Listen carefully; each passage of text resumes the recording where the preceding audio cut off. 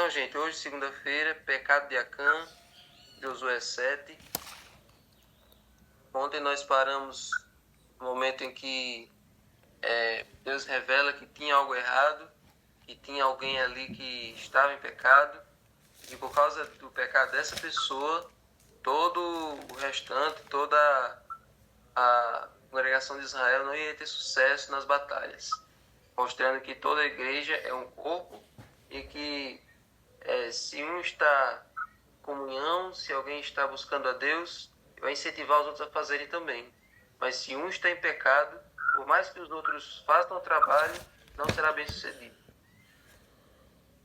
Então, como é que Deus identificou Acã? Como é que Deus lidou com o pecado dele? Como foi que Deus identificou diante de toda a congregação que ele era o responsável por aquilo? Então, olha só, Deus fala para Josué no verso 10, para Josué se levantar e não ficar prostrado sobre o seu rosto. Deus afirmou que Israel pecou, que alguém tinha pegado alguma coisa do que era condenado. E ali, no verso 13 agora, Deus diz a Josué que coloque todo o povo em posição, todo o povo ali santificado para o dia seguinte. E assim, agora, Deus ia fazer um sorteio. O povo deveria fazer um sorteio. Josué deveria organizar um sorteio para ver pela tribo qual era a tribo onde estava o pecador, onde estava o traidor, a pessoa que roubou as coisas condenadas. Depois que sorteasse a tribo, ia sortear a família, e depois que sorteasse a família, ia sortear a casa. E aí, na casa, ia ser identificado quem era o homem, quem era a pessoa que tinha pego para si as coisas profanas. E aí, a pessoa que fosse achada com a coisa que estava condenada, deveria ser queimada e tudo que ela tivesse, porque quebrou a aliança do Senhor e cometeu um ato infame em Israel. Veja que esse processo de Deus é um processo bastante misericordioso, porque Deus poderia ter identificado Acã logo de primeira, poderia ter mostrado para todo o povo, ter dito a Josué, aquele homem ali é o culpado, e imediatamente aquele homem teria sido destruído. Mas vocês lembram que nós estudamos que Deus, antes de qualquer juízo, Deus dá um tempo de misericórdia. Então, antes de Deus destruir Acã, antes de Deus trazer seu juízo sobre a família de Acã, sobre ele, Deus deu um tempo para Acã poder se tocar, para Acã poder perceber que o que ele tinha feito era errado e que ainda dava tempo de se consertar. Então Deus, ele deu esse intervalo de tempo entre o anúncio do procedimento e a sua aplicação. Então foi um tempo de graça tanto para Acã como para a sua família, né? Porque a família de Acã, que provavelmente participou daquilo também, foi cúmplice no erro dele, também deveria se arrepender. Porque se ela não se arrependesse, no final daquele procedimento, tanto Acã como a sua família seriam destruídos. Porque eles acobertaram junto com Acã aquelas coisas debaixo da tenda. Lembrando, qual foi a ordem de Deus para Josué e para o povo quando eles fossem destruir Jericó? Olha, vocês vão quebrar a cidade, eu vou quebrar as muralhas, vocês vão entrar, vão matar tudo que tem fogo de vida e também acabar com tudo que eles têm. As coisas que eles usam, os ídolos, os copos de ouro, tudo que eles tiverem, vocês não devem pegar nada para vocês. São coisas condenadas. Então, gente, essa foi a orientação de Deus. Mafalda, feche aqui seu microfone, por favor. Então, Deus disse que não mexesse, não pegasse nada das coisas condenadas. Então, Acã e a sua família tiveram tempo suficiente para eles se arrependerem. Agora é o seguinte, e também eles conheciam a história de Corá, Datã e Abirã. Corá, Datã e Abirã, eles foram 3 homens que se revoltaram contra Moisés e Arão no deserto, e a terra se abriu e engoliu eles e as suas famílias. Então, gente, cada pessoa que tem um tempo de graça, oportunidade também, ela conhece outros casos de pessoas que cometeram o mesmo erro que elas, tiveram tempo de se arrepender e também desperdiçaram isso. Então, existem os outros exemplos para a gente não seguir. O nosso caso não é um caso isolado. Deus dá outros exemplos para você olhar e evitar cair naqueles erros. Então, Acã conhecia o exemplo de Corá da Tenha Abirão e mesmo assim ele seguiu pelo mesmo caminho. Então, gente, aqui a lição continua dizendo o seguinte, ó, o leitor quase consegue sentir a tensão quando Deus se concentra em Acã. Quem não surpreenderia com a obstinação do homem em esperar que ele pudesse passar despercebido? Então é impressionante como Acã ficou esperando que o sorteio não chegasse nele. Ele foi tão confiante de que aquele sorteio não iria chegar nele que ele não se revelou, não ficou nervoso em momento nenhum. Ele ficou ali esperando que o sorteio fosse da outra pessoa. Impressionante como ele se apegou àquelas coisas até o último segundo. Mas nada é escondido diante de Deus. Tudo que a gente faz, diz lá em Eclesiastes 12, seja obras boas, sejam obras más, tudo isso está descortinado e Deus sabe o que a gente faz. O maior erro do pecador é achar que ninguém está vendo, sendo que Deus está vendo. Então, o que a gente tem que entender é o seguinte,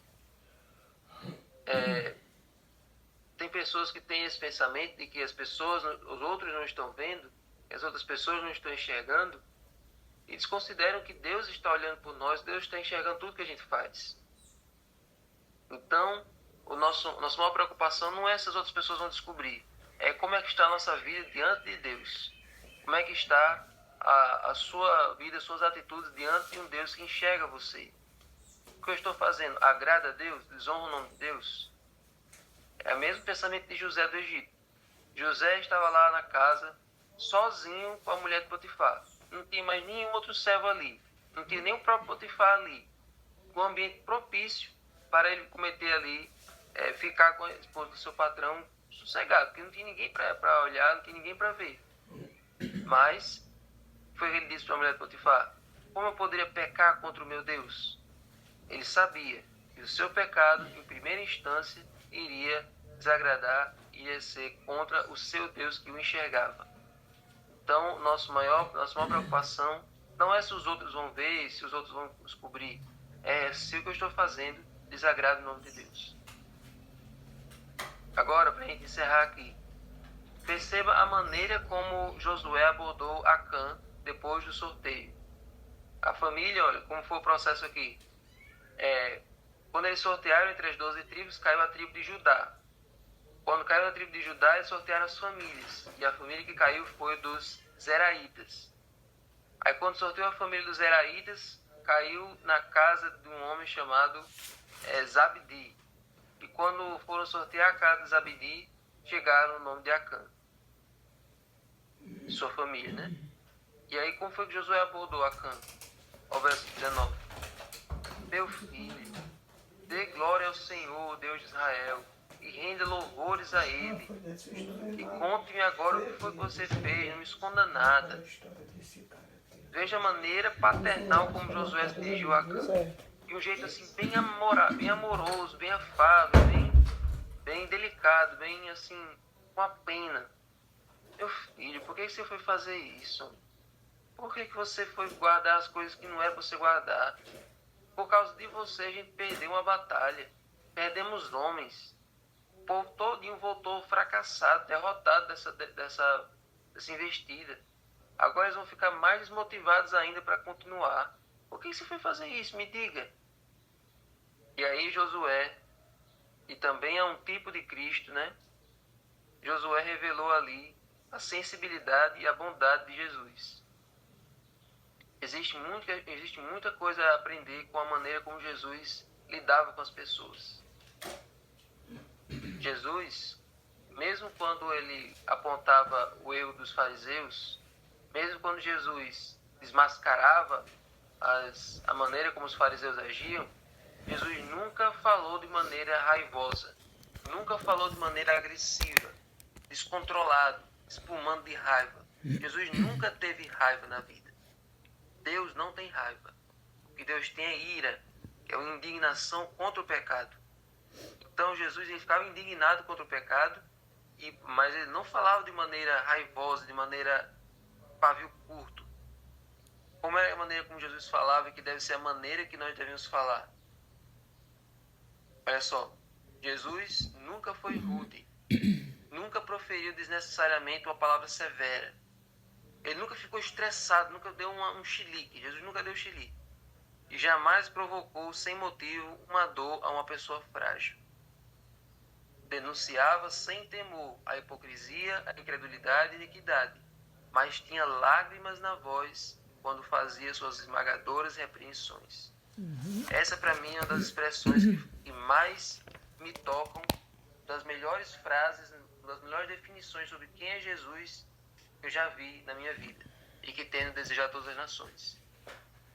Vocês devem se lembrar daquele capítulo de Mateus 22, que Jesus diz assim: ai de vós, escribas e fariseus hipócritas, que vocês comem um mosquito e engolem um camelo, que vocês fazem isso e aquilo, vocês tiram o peso da costa de vocês e colocam sobre as viúvas e tal. Aquele capítulo, quando a gente lê, na nossa maneira de ler, nós lemos de uma maneira bem agressiva, como se Jesus estivesse gritando, como se Jesus estivesse escorraçando os fariseus. A gente pensa que Jesus falou dessa maneira. Mas quando Jesus falava com os fariseus e os escribas, mesmo da maneira mais dura possível, mesmo dizendo as coisas mais aterradoras possíveis, mas era com lágrimas na voz, era com essa linguagem, era com essa maneira que como Josué falava. Ele sente pena quando o pecador continua na rebeldia. Ele não fica com raiva, ele sente pena, porque ele dá muitas chances para a pessoa e a pessoa continua querendo ser rebelde.